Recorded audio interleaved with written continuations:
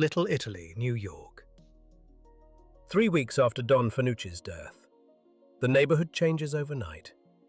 Shopkeepers walk without fear. Children play in streets Fanucci once controlled through terror. The Black Hand extortionist is gone. But power vacuums demand filling.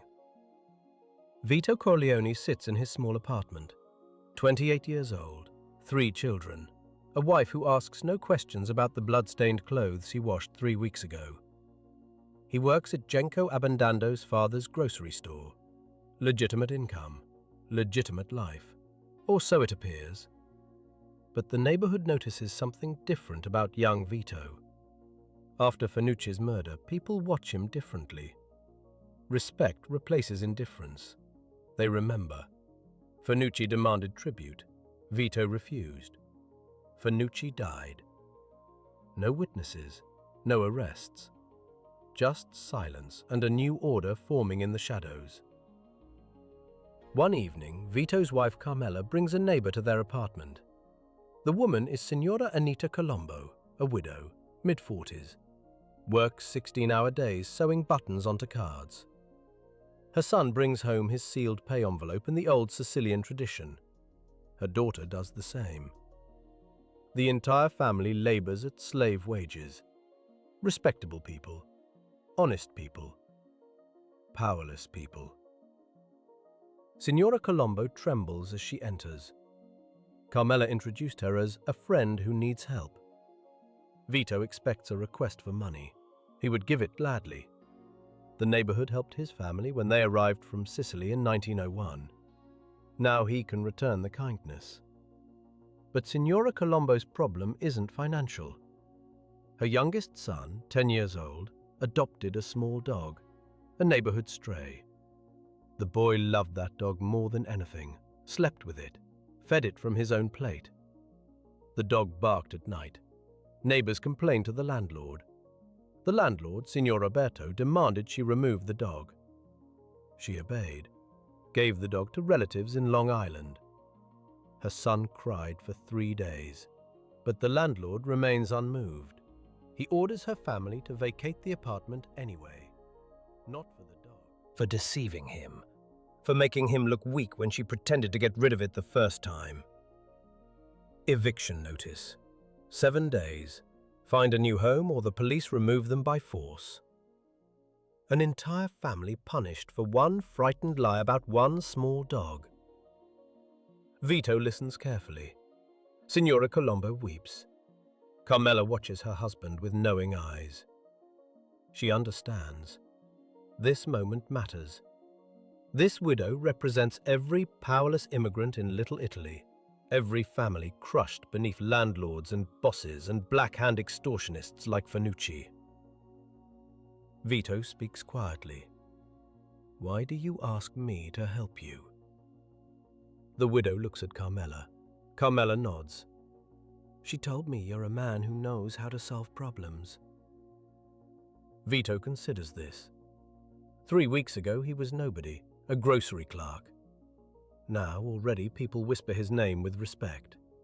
Already they believe he possesses influence, power, solutions. What Signora Colombo doesn't understand yet, this single request for help will become the foundation of an empire that will span decades and control all of New York.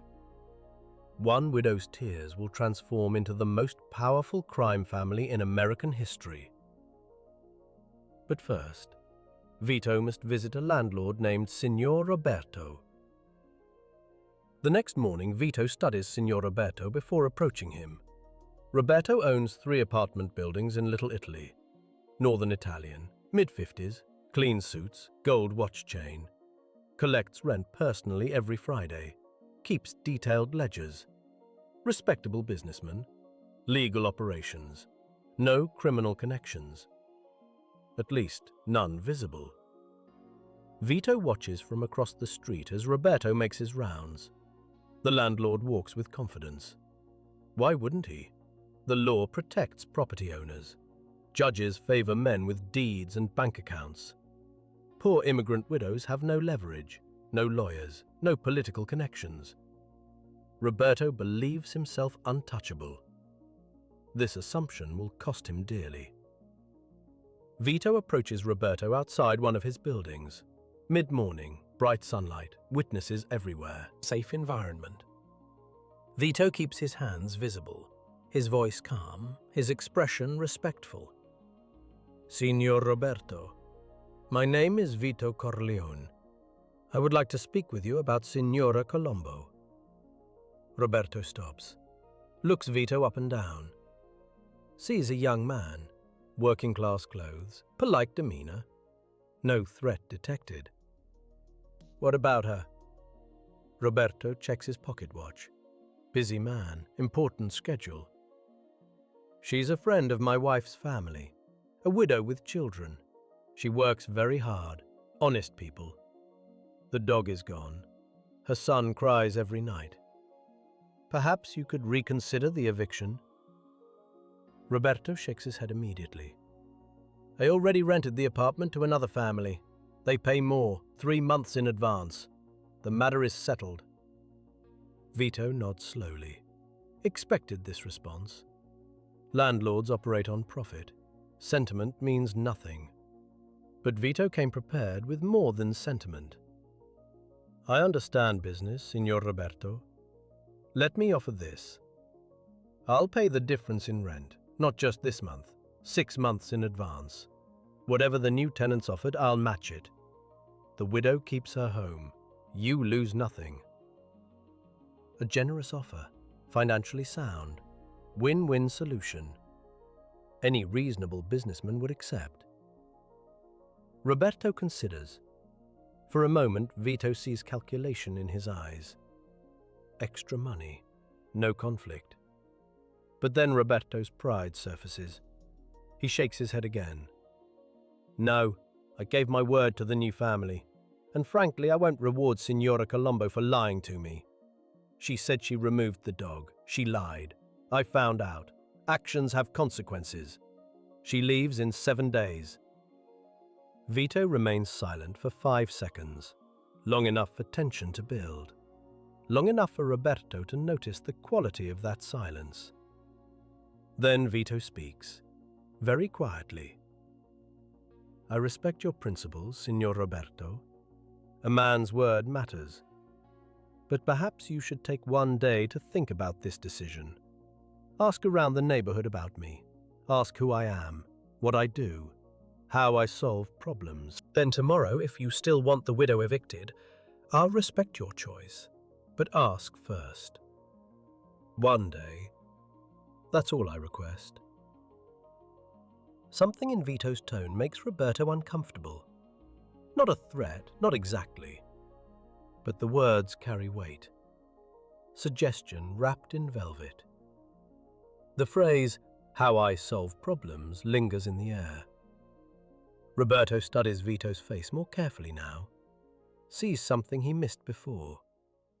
The calm eyes, the patient posture, the absolute certainty in his voice. This isn't just some grocery clerk pleading for a neighbor. This is something else. Fine, Roberto says, trying to sound dismissive. I'll ask around, but don't expect me to change my mind. Business is business. Vito nods. Of course, business is business. I'll return tomorrow, same time, same place. He walks away, doesn't look back. Leaves Roberto standing on the sidewalk, suddenly less confident than he was 5 minutes ago. What Roberto doesn't know yet, every person he asks about Vito Corleone will tell the same story. The story of Don Fanucci, the Black Hand extortionist who controlled Little Italy for 15 years. The man everyone feared. The man no one could stop. The man Vito Corleone killed 3 weeks ago, during the Feast of San Rocco. That afternoon, Roberto begins asking questions, casual inquiries, seemingly innocent. That young man, Vito Corleone, what do you know about him? The butcher leans close, whispers, You don't know? He's the one who removed Fanucci during the festival. 3 shots, no witnesses. The police found the body but couldn't touch him. The neighborhood protects him now. The baker crosses himself. Vito Corleone doesn't ask twice. If he came to you about something, you should listen. The grocer, Genco Abandando's father, says nothing. Just gives Roberto a look that says everything. By evening, Roberto understands his mistake. He refused a request from the man who killed Don Fanucci. The man the neighborhood already treats as the new protector. The man who, despite his quiet demeanor and polite words, possesses the most dangerous quality in organized crime: the patience to plan, the willingness to act, the intelligence to avoid consequences. Roberto spends the night sleepless, calculating, reconsidering. His 3 apartment buildings suddenly feel vulnerable. His confidence evaporates. The eviction notice that seemed so justified yesterday now appears monumentally stupid. The next morning, Roberto returns to the same street corner. 10 o'clock, as promised.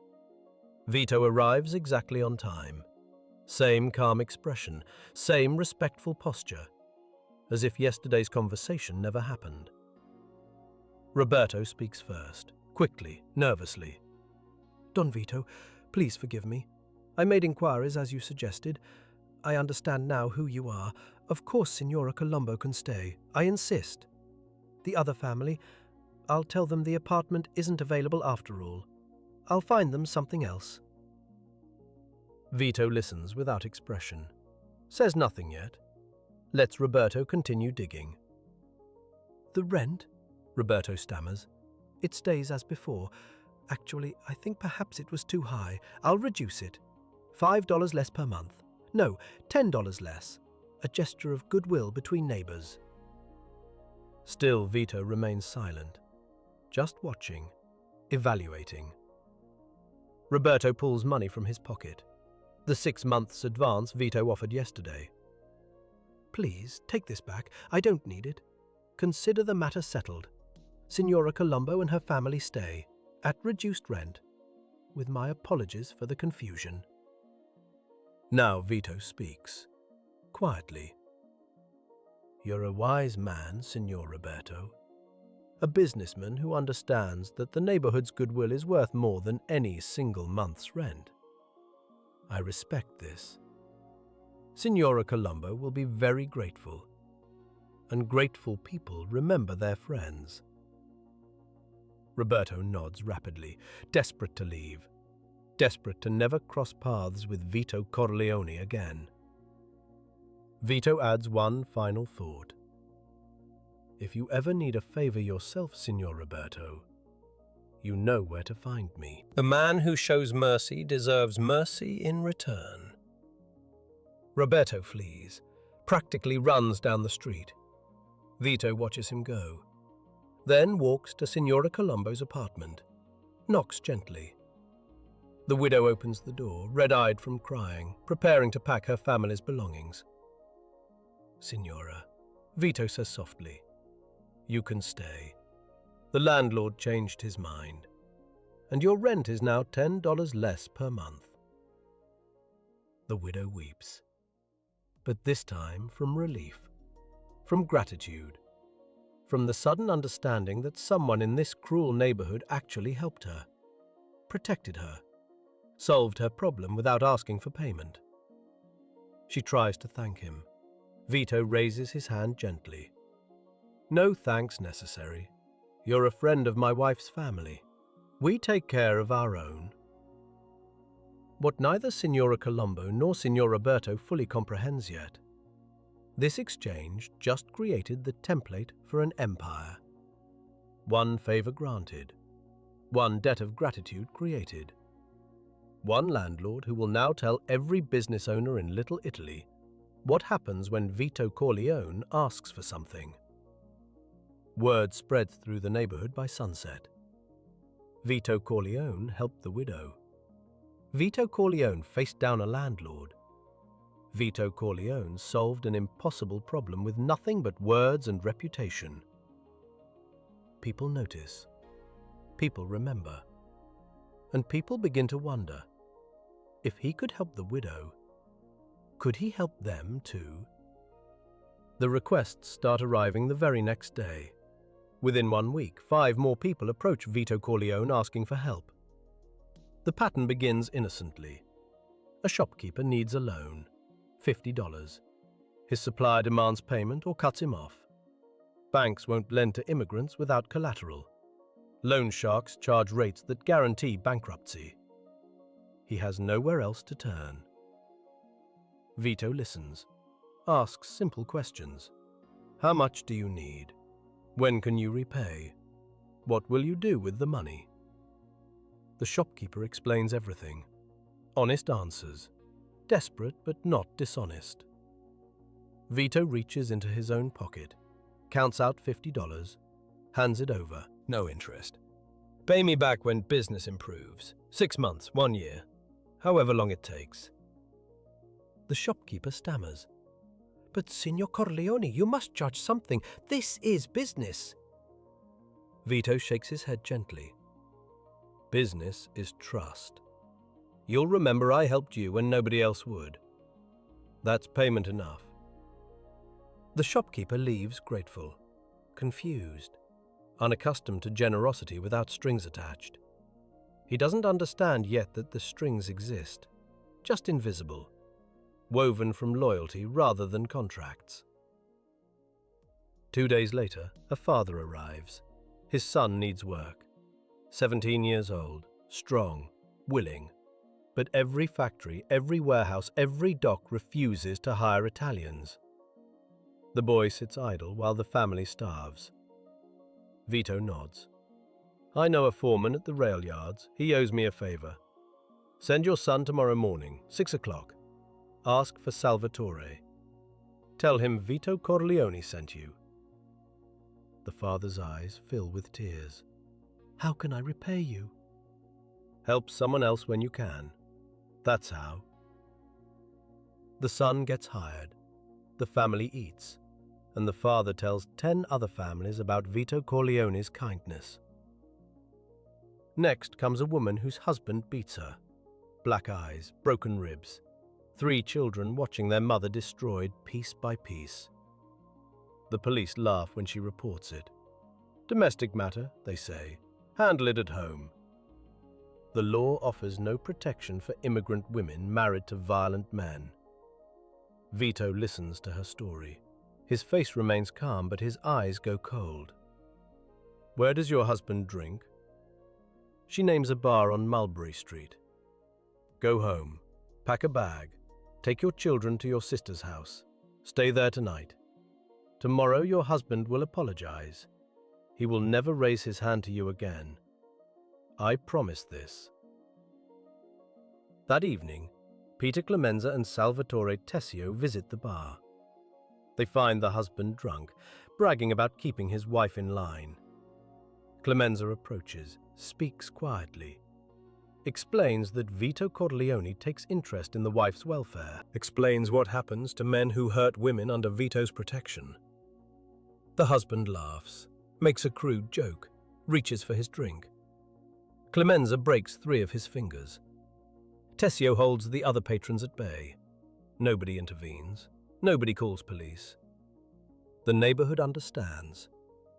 This man earned his punishment. The next day, the husband appears at his wife's sister's house. Sober, terrified, begs forgiveness, swears never to touch her again. Keeps his promise for the rest of his life. The woman never pays Vito a single dollar, but she tells every woman in Little Italy, Vito Corleone protects the powerless. More requests arrive daily. A merchant needs city permits. Bureaucrats demand bribes he cannot afford. Vito knows a clerk at City Hall. One conversation. The permits arrive within a week. No bribes necessary. A family faces deportation. Immigration paperwork lost in the system. Vito knows a lawyer, who knows a judge, who knows an official. The paperwork reappears, mysteriously corrected. The family stays in America. An elderly couple needs medicine, too expensive. Vito knows a pharmacist who remembers when Vito helped his brother find work. The medicine arrives at half price. Each favor creates a debt, not financial, emotional, moral, the kind that lasts forever. But Vito's genius lies in the next step, the step nobody expects. When the shopkeeper's loan comes due, Vito accepts repayment but adds a request. I helped you. Now I need something small. Your supplier, the one who provides your goods, introduce me. I want to meet him. The shopkeeper agrees immediately, grateful, eager to help his benefactor. The supplier meets Vito. Professional conversation, polite. Vito asks about his business, his challenges, his needs. The supplier mentions he struggles finding reliable transportation, trucks, drivers, honest workers who don't steal merchandise. Vito nods thoughtfully. I know people who can help. Let me make some arrangements. Within a week, Vito connects the supplier with Clemenza, who now runs a small trucking operation. Legitimate business, mostly. The supplier gets reliable transportation. Clemenza gets steady work. Vito gets introduced to the supplier's connections. The pattern repeats. Each person Vito helps introduces him to someone new. Shopkeepers introduce suppliers. Suppliers introduce importers. Importers introduce dock workers. Dock workers introduce union leaders. Union leaders introduce politicians. 6 months after helping Signora Colombo, Vito Corleone knows 3 judges, 5 police captains, 12 union foremen, 20 suppliers and 40 shopkeepers. None owe him money. All owe him loyalty. The expansion accelerates through 1921. A politician needs votes in Little Italy. Vito delivers 200 Italian families to the polls. The politician wins his election, owes his career to Vito's network. Now Vito has political protection. When police investigate Italian businesses, the politician makes calls. The investigations disappear.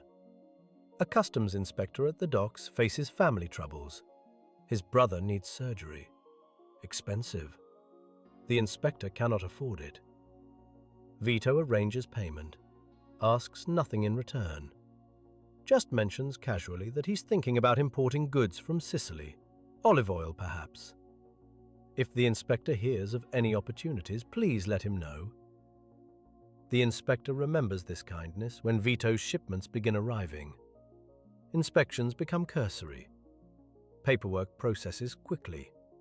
Certain containers pass through without detailed examination. A judge owes gambling debts. Dangerous men threaten his family. He's desperate. Vito pays the debts. $1,400. A fortune. The judge weeps with relief. How can I possibly repay you? The judge asks. Serve justice fairly, Vito says. That's all. If my friends ever appear before you, treat them as you'd treat anyone. No special favors, just fairness. The judge understands the real message. When Vito's people face legal troubles, fairness means leniency, means charges dismissed, means justice served according to Vito's definition. By early 1922, Vito controls an invisible empire. No violence required beyond the occasional lesson like the wife-beating husband. No territory claimed publicly. No direct criminal operations yet. Just favors. Just loyalty. Just a web of obligations spreading through Little Italy like roots through soil. People begin calling him Don Vito. The title emerges organically.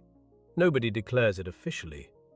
It simply becomes true through repetition, through respect, through the reality that Vito Corleone now functions as the neighborhood's unofficial government. More effective than police, more reliable than courts, more accessible than politicians. Genco Abandando notices. Vito's childhood friend, the grocer's son. Smart, loyal, trustworthy. He approaches Vito one evening. "You need a legitimate business," Genco says. "Something to explain your income. Something to employ the men who work for you. Something that can grow as your influence grows." Vito nods. He's been thinking the same thing. "What do you suggest?" "Olive oil, imported from Sicily. Every Italian family needs it. The market is huge. The profit margins are good. And importing creates reasons to control docks, trucks, warehouses. Infrastructure you'll need for other operations." Vito considers this carefully. Olive oil, his hometown's most famous product. A connection to Sicily. A legitimate front for whatever comes next. Perfect. "We'll call it Genco Pura," Vito decides. "Named after you, after your family, after the people who helped me when I had nothing." Genco protests. "It should be named after you. You built this." "No," Vito says firmly. "We build this together. Your name on the company tells everyone. Loyalty is rewarded. Friendship matters. This is family." They shake hands. Partners, brothers in everything but blood. Within 3 months, Genco Pura Olive Oil Company incorporates. Legal paperwork, business licenses, legitimate operation on Mott Street. Small office, 1 truck, 2 employees initially. But Vito's network makes the business grow impossibly fast. The shopkeeper who received the loan, he stocks Genco Pura Olive Oil exclusively, tells other shopkeepers to do the same. The supplier Vito introduced to Clemenza, he connects Genco Pura with importers in Sicily. The customs inspector whose brother needed surgery. Genco Pura's shipments clear docks faster than any competitor. The judge, the politicians, the union leaders, the dock workers. Every person Vito helped now helps Genco Pura succeed. Not because Vito demands it, because they want to, because loyalty flows naturally toward the man who helped when nobody else would. Within a year, Genco Pura employs 15 men. Within 2 years, 40. All carefully selected, all loyal. All understanding that olive oil is just the beginning. What nobody except Vito and Genco fully comprehend yet. This company is the foundation for something unprecedented. Not just a business, not just a criminal operation. Something hybrid, something new. A legitimate empire built on illegitimate loyalty. A structure that can support operations both legal and otherwise. The olive oil flows, the money flows, the influence flows. And Vito Corleone, the man who started with nothing but 1 widow's tears and 1 landlord's fear, now controls the machinery that will make him the most powerful Don in American history, all from a single favor. All from understanding that power built on gratitude lasts longer than power built on fear. The 1920s are just beginning, and so is the Corleone Empire. Genco Pura Olive Oil Company officially launches on Mott Street, Little Italy. The storefront appears modest. Small office, single truck, hand-painted sign. 2 employees, Vito Corleone and Genco Abandando. To outsiders, just another immigrant business struggling for survival in a city that devours small enterprises daily. But appearances deceive. Genco Pura isn't starting from zero. It's starting with an invisible advantage no competitor can match. 3 years of accumulated favors about to transform into business dominance. The first shipment arrives from Sicily within 2 weeks. Impossible speed for a new company. Normally, establishing import relationships takes months. Finding reliable suppliers requires years. Building trust across an ocean demands patience and capital most startups lack. Vito has both. The suppliers in Sicily, cousins of men he helped in Little Italy. The shipping company, owned by a family whose son got work through Vito's connections. The insurance broker, brother of the shopkeeper who received Vito's first loan. Every link in the chain owes Vito loyalty. Every transaction happens at friendly rates. Every delay mysteriously resolves itself before becoming a problem. The shipment clears customs in 4 hours. The inspector who processes it? The same man whose brother's surgery Vito funded 18 months ago. He examines the olive oil containers with cursory attention, stamps the paperwork, waves the truck through. Other importers wait 3 days for the same approvals, pay bribes, face random inspections that discover irregularities. Watch their goods sit in warehouses accumulating storage fees. Genco Pura's first shipment reaches Mott Street the same day it clears customs. Within 1 week, 12 Italian grocery stores stock Genco Pura olive oil. Not because Vito demands it, because those shopkeepers remember. Vito gave loans when banks refused. Vito found jobs for their sons. Vito solved problems nobody else could solve. They stock his product out of gratitude, out of loyalty, out of the understanding that helping Vito helps themselves. The olive oil sells immediately. High quality, fair prices, reliable supply. Word spreads. More stores requested. Genco Pura's second shipment doubles the first. The third doubles the second. By the end of 1923, Genco Pura employs 8 men. By mid-1924, 25. Not just warehouse workers and truck drivers, accountants, clerks, salesmen. A legitimate enterprise growing faster than any olive oil company in New York history. Competitors notice, ask questions. How does a new company expand so rapidly? How does Genco Pura secure the best suppliers, the fastest shipping, the smoothest customs clearance? They investigate, find nothing illegal. Just remarkable efficiency, extraordinary luck, impossible timing. What they cannot see, the network, the web of favors woven through every institution that touches the olive oil business. The dock foreman who assigns the best unloading crews to Genco Pura trucks. Vito helped his nephew avoid deportation. The warehouse owner who gives Genco Pura priority storage at reduced rates.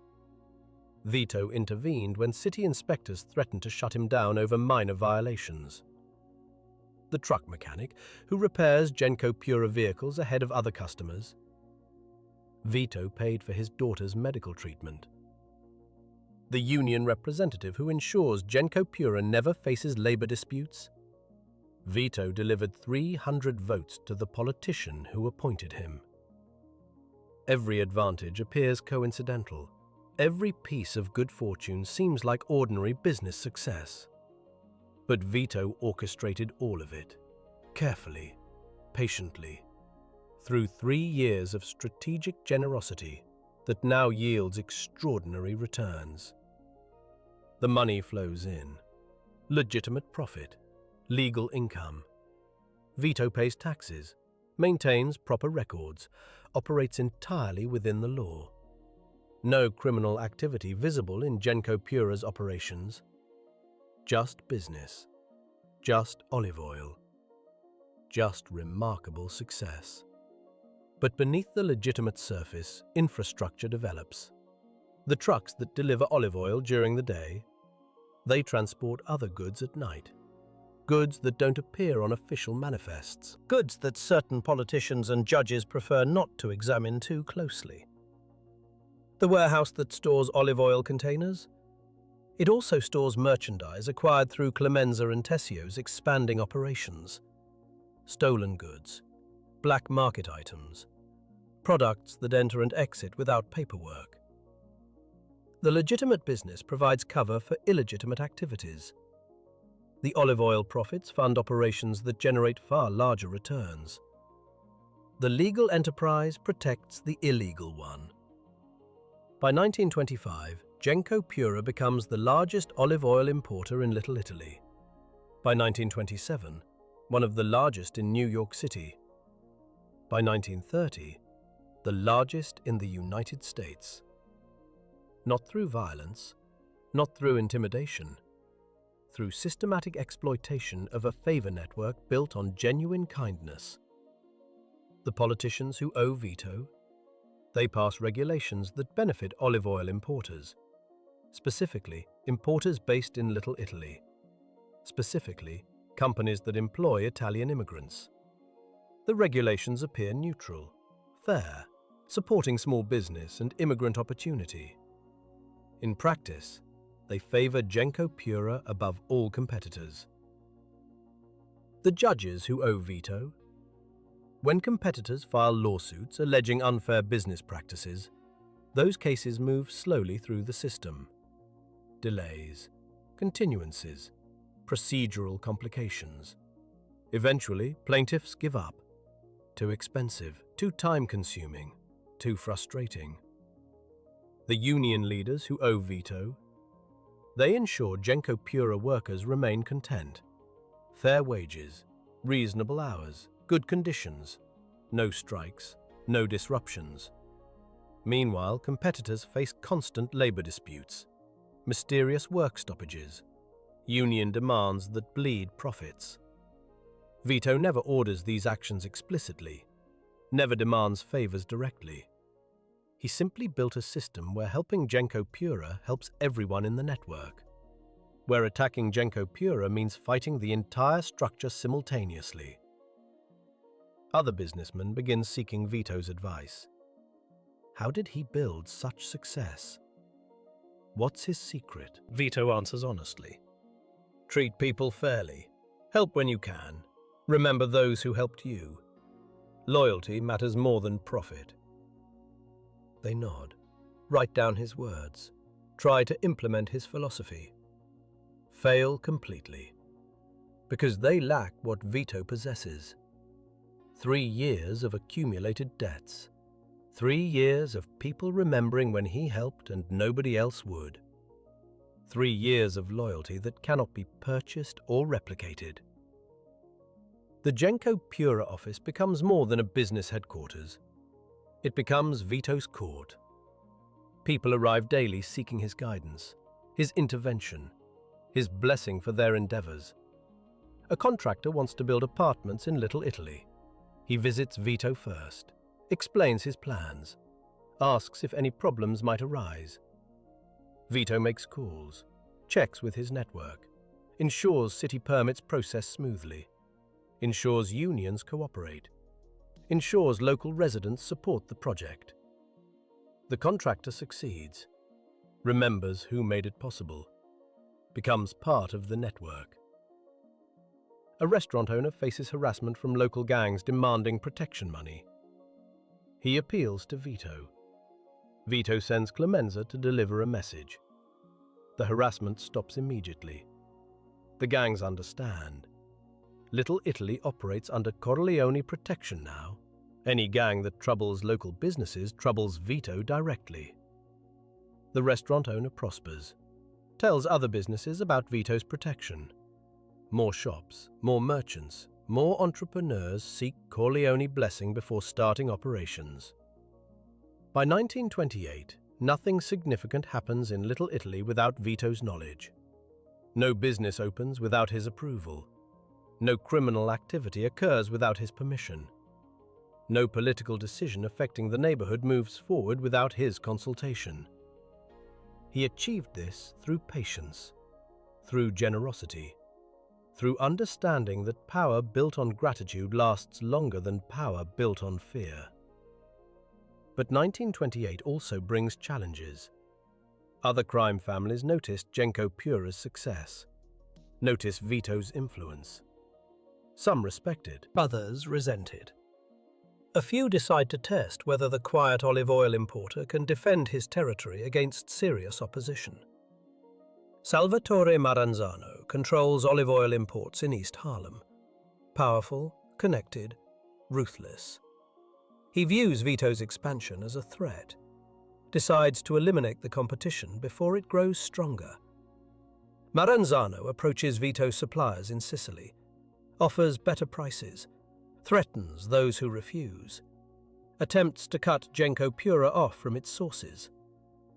Vito responds carefully, calls in favors from shipping companies, from dock workers, from customs officials. Maranzano's shipments face delays, inspections, lost paperwork. His goods sit in warehouses while Genco Pura products flow smoothly.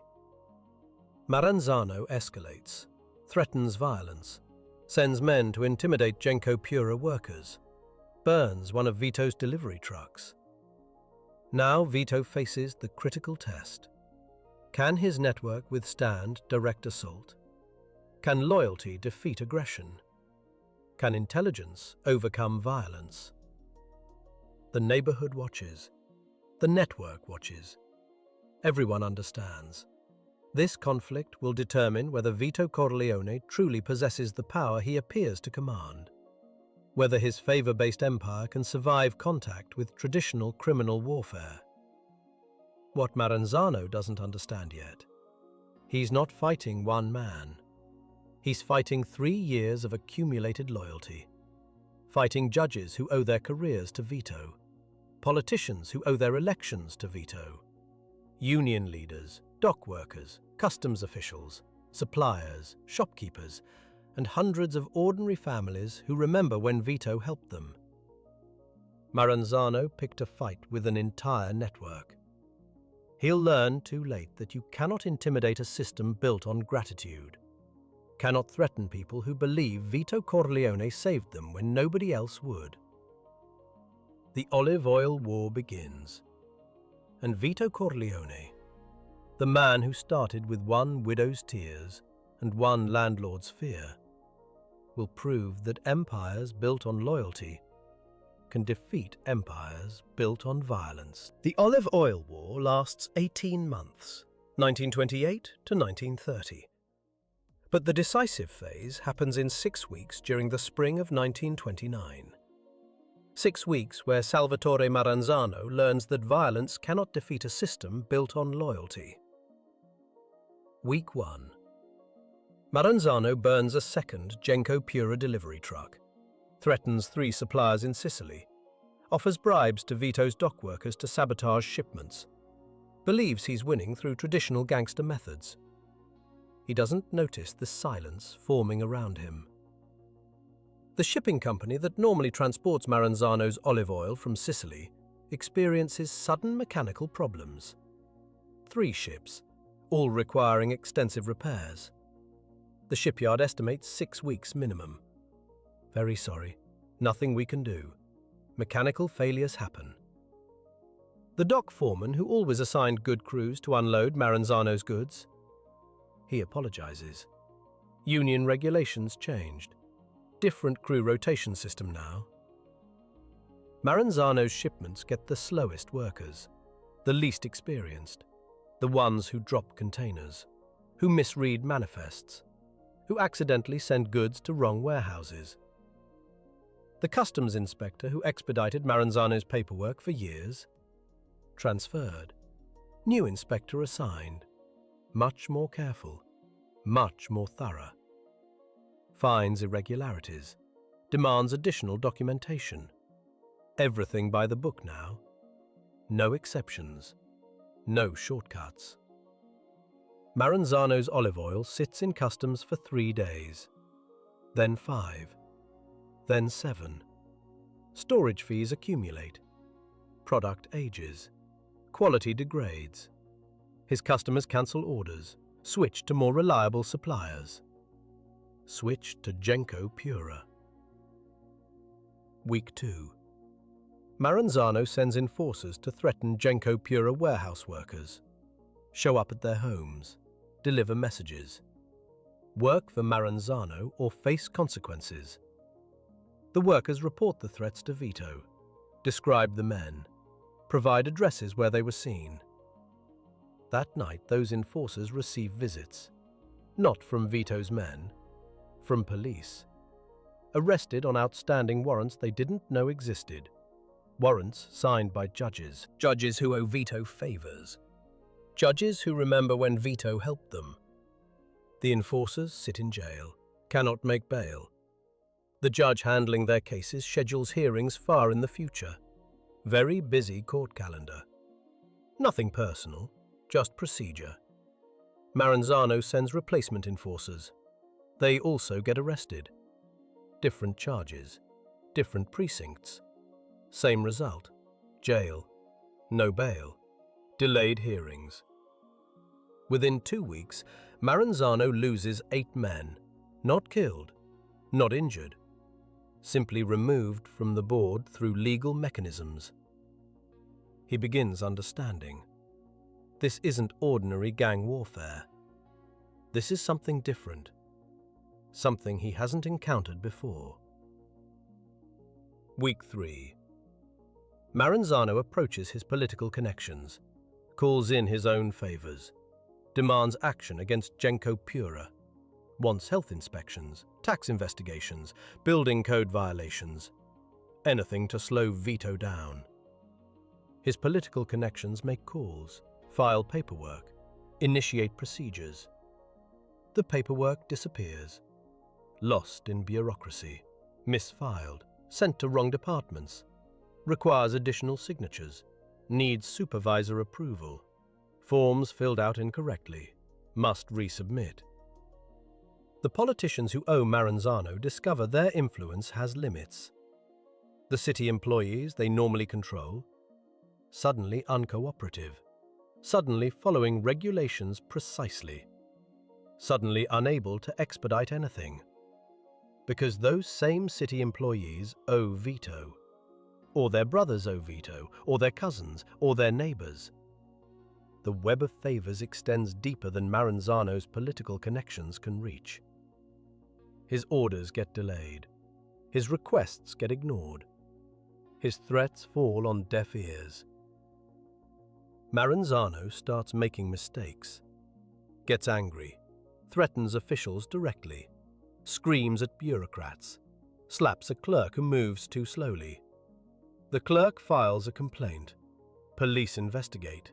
Maranzano gets arrested for assault, posts bail, but the damage is done. His reputation deteriorates. People see him losing control, losing respect, losing power. Week 4. Maranzano's suppliers in Sicily begin cancelling contracts. Not because Vito threatened them, because their shipping costs doubled. Their insurance premiums tripled.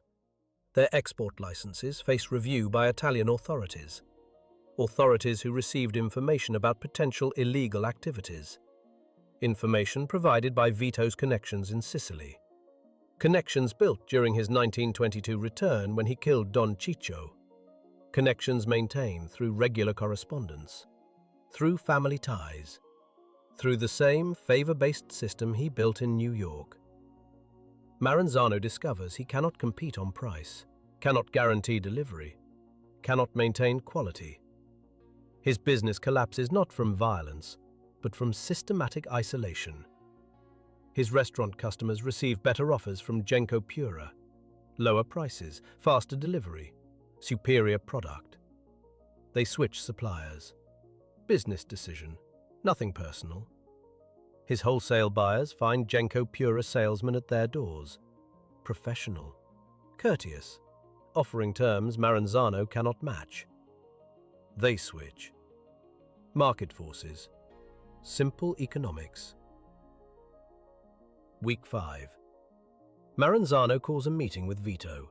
Neutral location. No weapons, no violence. Just talk. They meet at a small cafe in the Bronx. Vito arrives alone, sits calmly, orders espresso, waits. Maranzano arrives with 2 bodyguards, sits heavily, looks tired, older, defeated. "You're destroying my business," Maranzano says. "I offered you partnership. We could have divided the territory. Instead, you chose war." Vito sips his espresso, says nothing. "I underestimated you," Maranzano continues. "I thought you were just a shopkeeper, a small-time operator. I didn't understand what you built." Vito still says nothing. I'm prepared to offer terms, Maranzano says. Withdraw from East Harlem.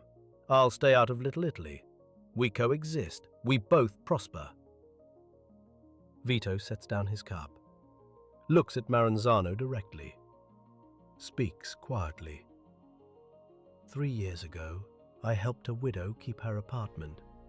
One favor, one act of kindness. That widow told her sister. Her sister told her husband. Her husband told his employer. The favor spread, became many favors, became a network, became something you cannot fight because you cannot see it. Maranzano nods slowly, beginning to understand. You've threatened my workers, Vito continues. Men with families, men who trust me to protect them. You burned my trucks, property I built through honest work. You tried to cut me off from my suppliers, people I helped when nobody else would. Vito leans forward slightly. And now you offer me East Harlem? As if you have something I want? As if you have anything to offer? Maranzano's face reddens. I have soldiers. I have connections. You have nothing, Vito interrupts. Your soldiers sit in jail. Your connections ignore your calls. Your suppliers abandoned you. Your customers switched to me. You have nothing because you built nothing. You took, you threatened, you demanded. And when someone challenged you, you had no foundation to stand on. Silence.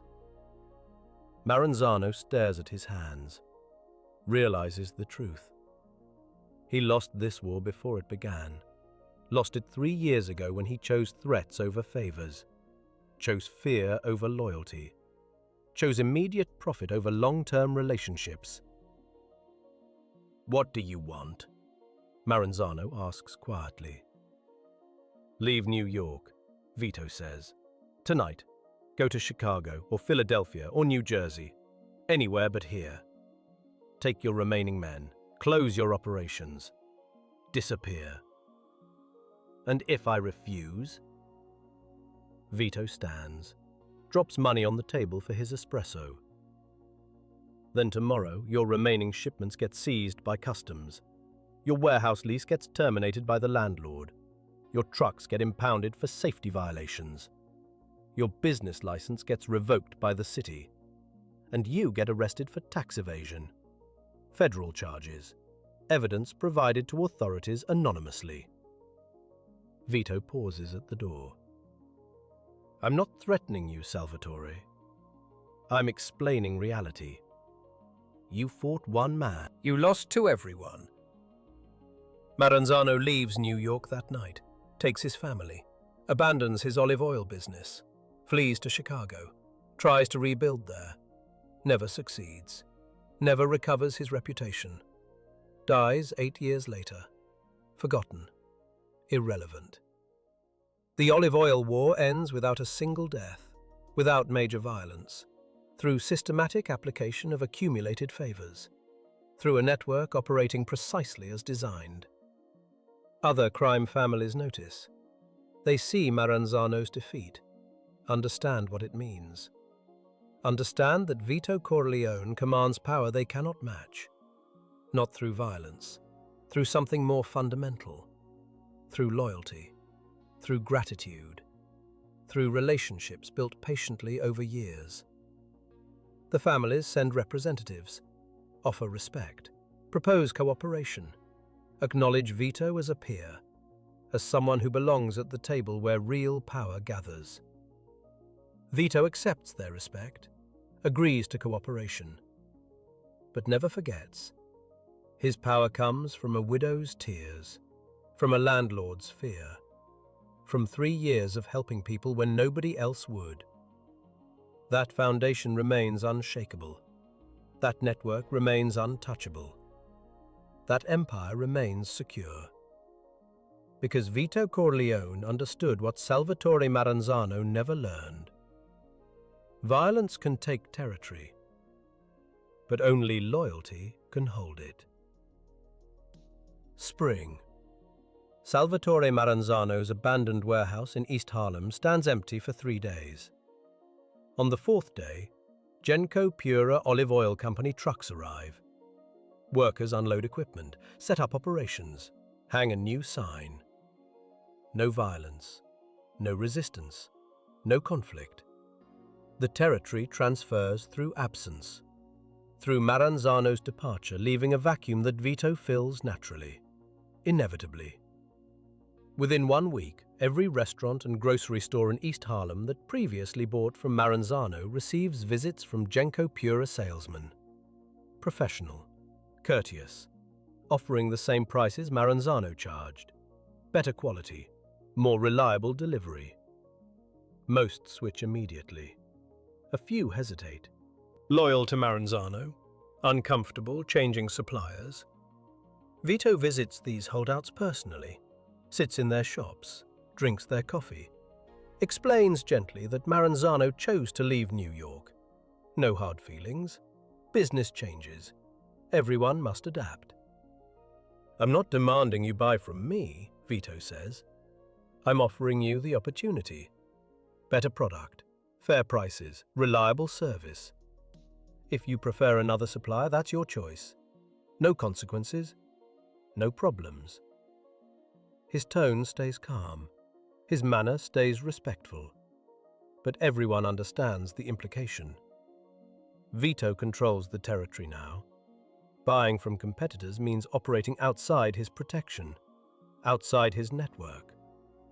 Alone. They all switch within 2 weeks.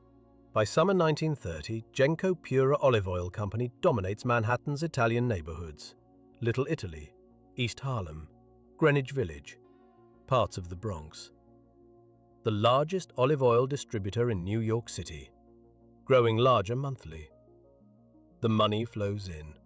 Legitimate profits, legal income. Vito moves his family from the small apartment in Little Italy to a modest house in the Bronx. More space, better neighborhood, still close enough to maintain daily operations. His children grow. Santino, now 13, strong and hot-tempered. Federico, 11, gentle and eager to please. Michael, 10, quiet and observant. Constancia, 7, adored by her brothers. Carmela manages the household, remains Vito's closest advisor, still brings people to him who need help, still reminds him that power exists to serve, not to dominate.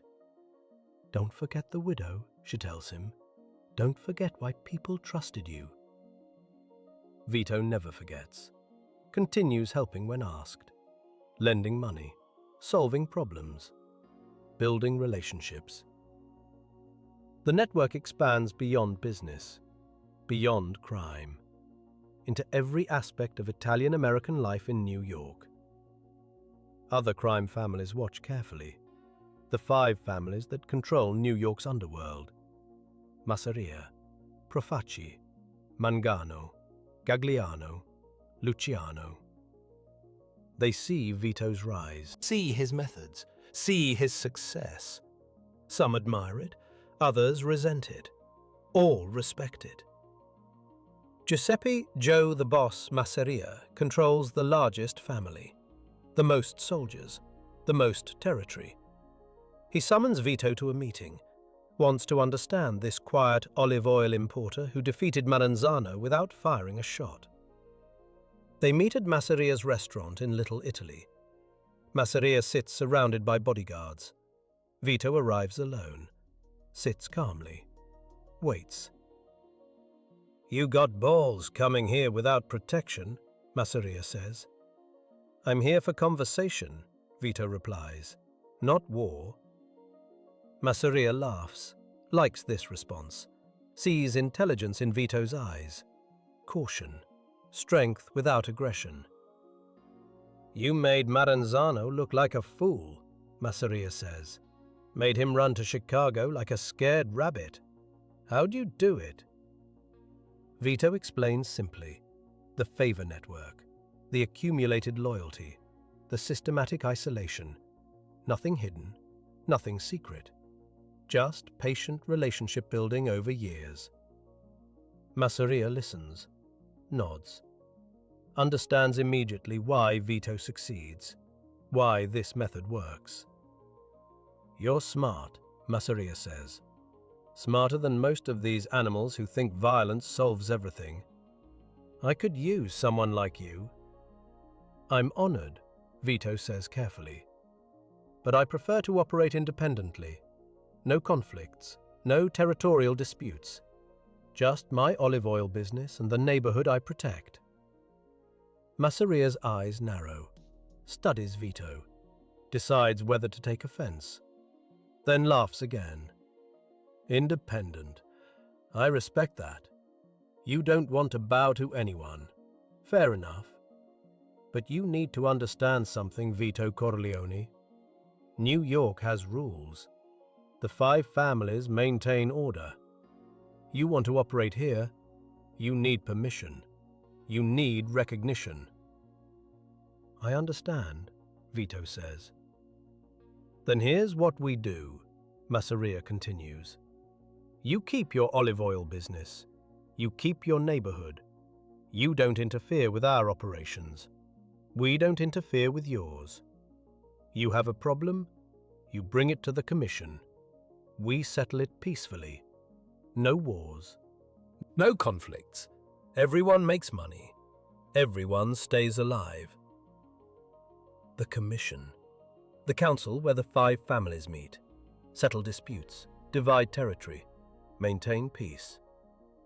Recognition from the commission means legitimacy, means protection, means Vito's operations receive official sanction. "I accept," Vito says. They shake hands. The agreement made. Vito Corleone becomes the 6th major power in New York's underworld. Not through violence, not through intimidation, through demonstrating that his methods work, that his network provides value, that his word carries weight. The other families send representatives, establish relationships, propose joint ventures. Vito accepts some, declines others. Always polite, always respectful, always maintaining independence while cooperating where beneficial. Joe Profaci, who also runs an olive oil business, becomes particularly friendly, sees Vito as a kindred spirit, another man who understands that legitimate business provides perfect cover for illegitimate operations. They share strategies, shipping routes, supplier contacts, political connections. Their businesses grow together. Their families develop bonds. Profaci's daughter and Vito's son Santino become friends. By 1932, the Corleone family's position is secure, established, recognized. Vito sits at the commission table, votes on major decisions, settles disputes, commands respect from men twice his age, men with 10 times his soldiers. Because Vito brings something they lack: the ability to move goods through the city without police interference, the ability to resolve problems without violence attracting attention, the ability to deliver votes during elections, to influence judges, to control unions. His network makes him indispensable. His methods make him untouchable. His reputation makes him powerful. But power brings costs, changes things, changes people. Vito notices differences in himself. The grocery clerk who helped a widow now commands a criminal empire. The gentle husband who played with his children now spends hours strategizing about territory and profit. The young immigrant who believed in honest work now facilitates smuggling, gambling, and extortion. He justifies it, tells himself he protects his neighborhood, provides for his family, helps people who have nowhere else to turn. But late at night, lying awake beside Carmela, he wonders, questions, remembers who he was. Carmela senses his conflict, touches his hand in the darkness. "You're still the man who helped the widow," she says quietly. "You still solve problems, still protect families. The methods changed, but your heart didn't." Vito wants to believe her, wants to believe he remains fundamentally good despite operating outside the law, despite building wealth through criminal enterprise, despite commanding loyalty through fear disguised as respect. He thinks about his children. Santino already shows interest in the family business, wants to accompany Vito on collections, wants to learn how power works. Federico tries to please everyone, lacks his older brother's strength. Michael studies constantly, reads books, asks questions, shows no interest in crime at all. Vito hopes Michael stays innocent, stays legitimate, becomes what Vito pretended to be. A successful businessman, a respectable citizen, someone who builds without breaking laws, someone who helps without demanding favors in return. But he knows the family business will eventually touch all his children, knows the empire he built will demand their participation, knows that starting with one widow's favor led him down a path that cannot be reversed. The Corleone family stands established, recognized, powerful, wealthy, protected. Everything Vito worked toward, everything he built through patience and intelligence.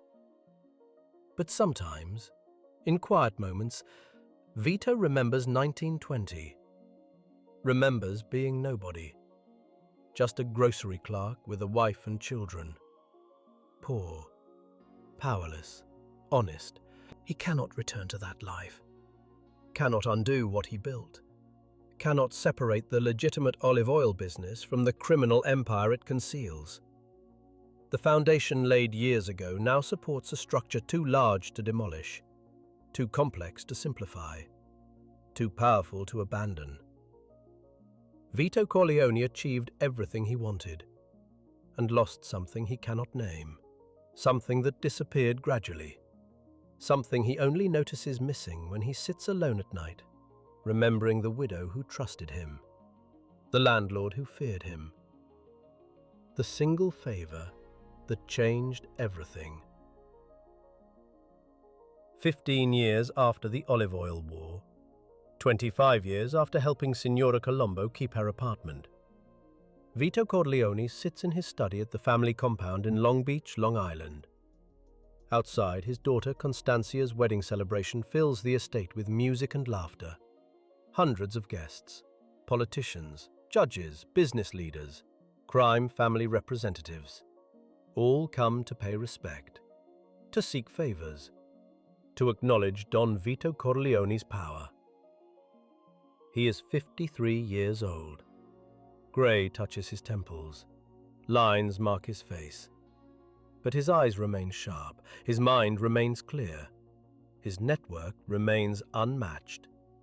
Genco Pura Olive Oil Company now operates from a massive facility in New Jersey, employs 300 workers, imports olive oil from Sicily, Spain, Greece and Tunisia, the largest olive oil distributor in America. Annual revenue exceeds $5 million. Legitimate profit, legal business. Perfect cover for operations generating 10 times that amount. The favor network that started with one widow's tears now extends across the entire Northeast. Judges owe Vito. Senators owe Vito.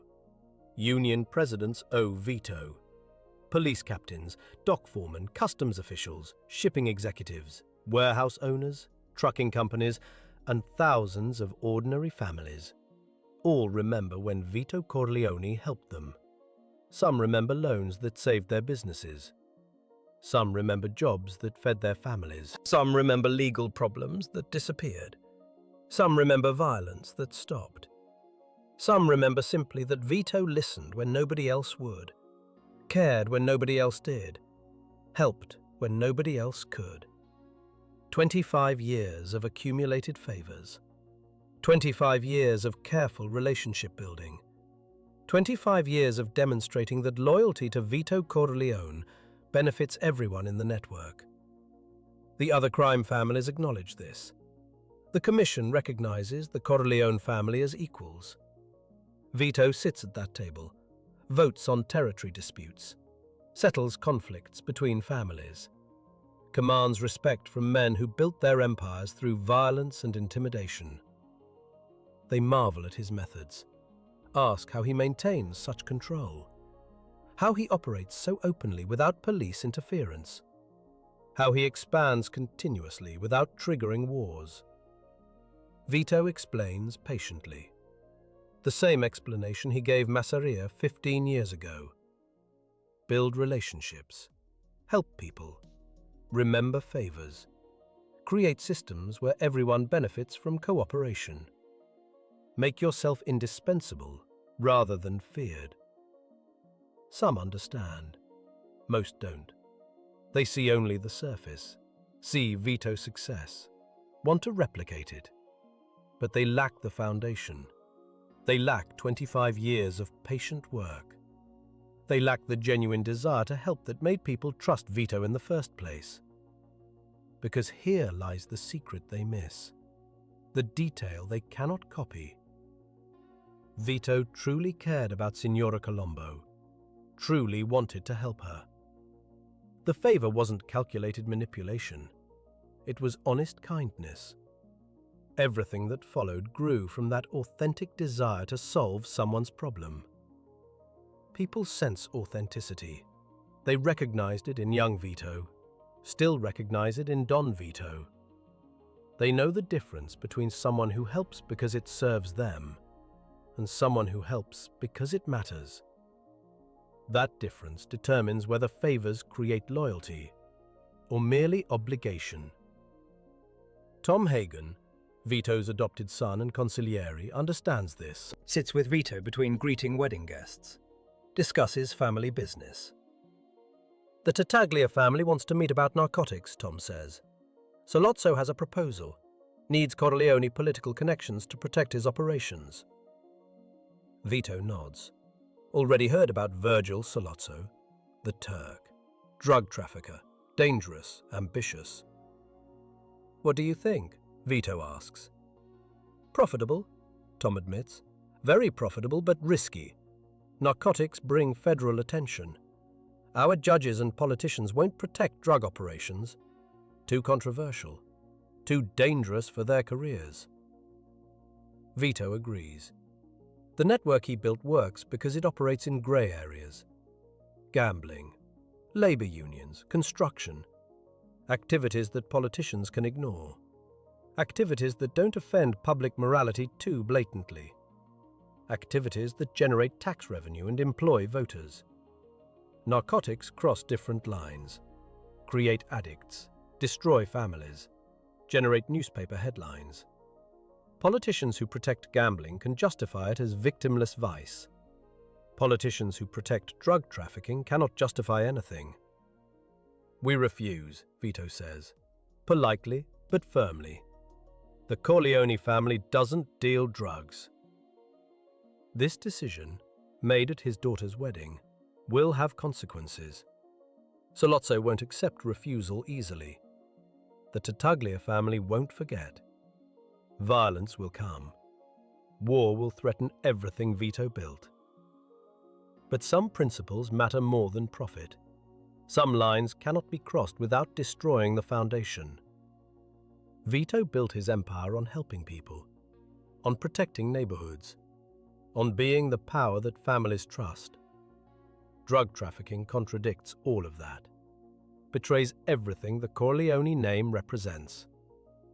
So he refuses, accepts the risk, chooses integrity over expansion. Outside, the wedding continues. Michael, now 25, returned from World War II with medals and a non-Italian girlfriend named Kay Adams. He sits far from the family business discussions, wants no part of it, plans to build his own legitimate life, his own honest career. Vito watches him through the window, sees himself 25 years ago, young, idealistic, believing in honest work and legal success, hoping to avoid the criminal world. But Vito learned that society doesn't let poor immigrants succeed honestly, learned that the system protects the powerful and exploits the weak, learned that sometimes survival requires operating outside laws designed to keep you powerless. He wonders if Michael will learn the same lessons. Hopes not. Hopes Michael remains innocent, stays legitimate, becomes what Vito pretended to be: a successful American businessman, respectable, clean, legal. But he knows the family business eventually touches everyone, knows that war is coming, knows Michael might have to choose between family loyalty and personal morality. The same choice Vito made in 1920. The same choice that led from helping a widow to commanding a criminal empire. Genco Abendando, Vito's childhood friend and first consigliere, lies dying in a hospital. Cancer. Terminal. Vito visits him daily, holds his hand, remembers when they were young, when they started Genco Pura with 1 truck and 2 employees, when they believed olive oil importing would stay legitimate forever. "We built something," Genco whispers during Vito's last visit. "Something that lasts, something that matters." "We built it together," Vito says. "No," Genco corrects. "You built it. I just helped. You're the one who understood, who saw that helping one person leads to helping hundreds, that solving one problem creates the foundation for solving thousands." He coughs, struggles for breath, continues. "The widow, remember? That's where it started. That's where everything began. One woman crying in your kitchen. One landlord afraid of your name. One favor that cascaded into an empire." Genco dies that night. Vito mourns him. Mourns the loss of the man who knew him before he became Don Corleone. The man who remembered the grocery clerk. The man who witnessed the entire journey from poverty to power. At the funeral, Vito realizes something. Realizes that everyone from those early days is gone or changed beyond recognition. Clemenza and Tessio command their own regimes now. His children grew into adults. His wife knows him as Don Corleone, not just Vito. The neighborhood transformed from immigrant slum to established community. Only the system remains. The network. The web of favors extending across the Northeast. Self-sustaining now, operating beyond Vito's direct control. People help each other because they're part of the Corleone network. Because helping each other helps everyone. Because that's how the system works. Vito created something larger than himself, something that will survive him. Something built on the simple principle that helping people creates loyalty. That loyalty creates power. That power built on gratitude lasts longer than power built on fear. But he also created something dangerous. Something that demands participation. Something that corrupts everyone it touches. Something that will eventually consume Michael despite his resistance. Something that started with genuine kindness but evolved into calculated manipulation. This is the legacy. This is what 25 years created. An empire, a network, a system, all from one widow's tears and one landlord's fear. The lesson is clear. The lesson that every crime family in New York learned watching Vito Corleone's rise. The lesson that Michael will learn when war comes. The lesson that echoes through decades of Corleone family history. Power built on relationships lasts longer than power built on violence. Empires constructed through patience survive longer than empires conquered through aggression. Networks woven from genuine help grow stronger than organizations maintained through fear. But all power corrupts. All empires demand sacrifice. All networks eventually consume their creators. Vito Corleone helped a widow keep her apartment. That single act of kindness became the foundation of the most powerful crime family in America. And in building that empire, he lost the innocence that made people trust him in the first place. This is how empires are born. one favor at a time, one debt at a time, one relationship at a time, until the man who started helping people because he cared becomes the Don who helps people because it serves him, until kindness becomes strategy, until generosity becomes investment, until the system replaces the man. Vito Corleone proved that intelligence defeats violence, that patience defeats aggression, that loyalty defeats fear. He proved it so completely that his methods became legend. His network became invincible. His name became power. But he could never prove that the man who built the empire remained the same man who helped the widow, because that man died somewhere along the way, died gradually, died building something that outlasted him. They call him the Godfather, the man families trust, the power that protects, the Don who solves problems.